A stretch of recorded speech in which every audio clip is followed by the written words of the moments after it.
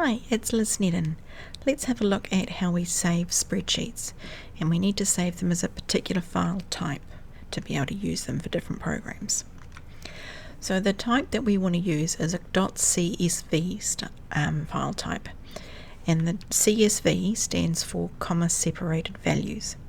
So for programs like NZGrapher, Insight, CodeApp, etc., then they need to be saved in this particular type of format in order for us to be able to import them into those programs. So we're going to have a look at both Microsoft Excel and Google Sheets about how we can go and do this. So I'm just jumping across here to a Google Sheet that I have, and it's got some data in it.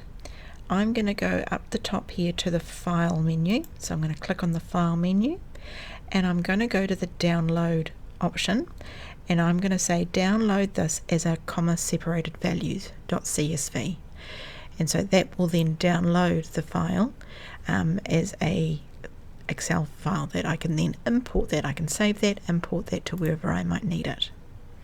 So that's if I'm using Google Sheets. If I'm using Excel, so here's an Excel spreadsheet for you. So I've got this here, and it's often spreadsheets are automatically saved as just a workbook. So I'm going to come across to the File menu.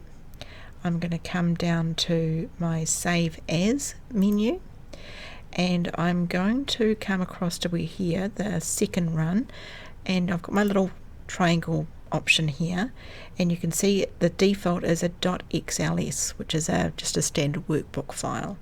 I want to find the CSV, and you can see there's lots of different types, and it's down here, and Excel calls it comma delimited, okay, but that's a .csv file.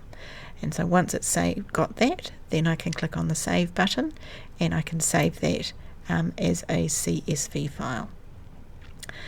So that's how we go about saving things in Excel. Thanks very much for watching.